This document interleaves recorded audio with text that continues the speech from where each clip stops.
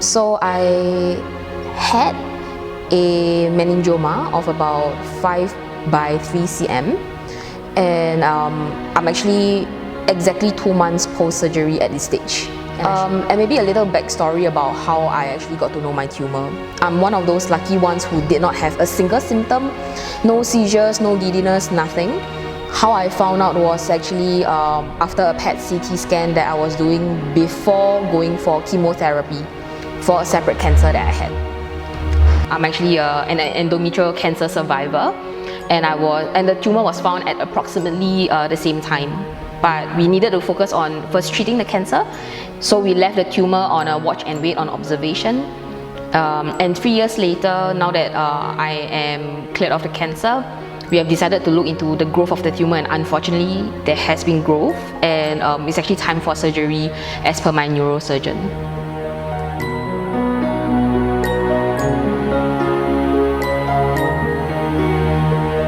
I think the hardest was the uncertainty of post-surgery. So I'm one of the lucky ones who had no symptoms. In fact, I went diving in the past 3 years despite having a brain tumour. And my worry was really, would I still be able to maintain the quality of life that I've been having? While yes, there are risks of the tumour giving me strokes and all that further down the road. Key thing was having a lot of faith and trust in my neurosurgeon. I think that trust level between the two of us needs to be absolute. So I went in with a lot of comfort, knowing that I had support from the entire surgical team, even the anesthesiologist. But of course that was like at point of entry, right, into the operating theatre. Prior to that, I think it was just absolute faith of telling myself that no matter what happens post-surgery, I can and I will push through it. Right now, about 2 months later, I'm still doing rehab on my left hand. Honestly, I mean, if anyone looks at me, they would not know a single thing.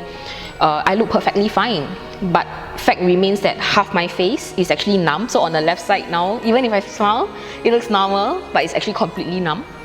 I have hardly any motor functions. Like the most I can do is like maybe open and close my hand, but it's not really functional. And the moment you lose function of your thumb, you lose half the function of a hand.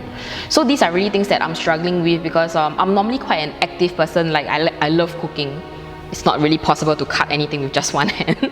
So I think these are challenges that I'm still working through, and of course the frustration of not knowing when there will be full recovery, because it's simply something that no one can guarantee and we don't know. So I just have to stay positive and continue working hard on rehab.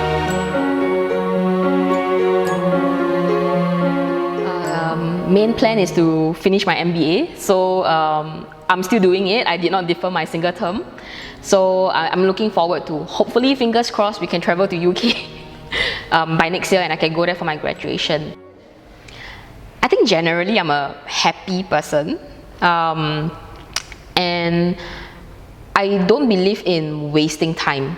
I think the important thing is, so if I stay in this zone of being depressed all the time, I'm actually losing precious seconds with family, with friends, and honestly there's so much more to do in life, right? I mean, now we can't travel, but we can do other things. I've always enjoyed sharing experiences. I love talking to people, and support in Singapore is sometimes a bit difficult to find because people are generally a bit more shy and not so open to sharing.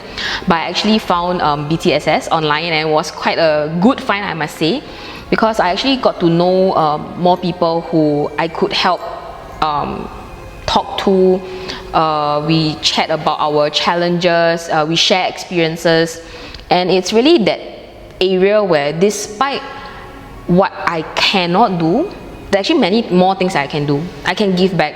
I can be in touch with other members, and we just give each other the support, which I think is really important emotionally and mentally. Like, we can actually help each other despite our minor disabilities now, especially in my case.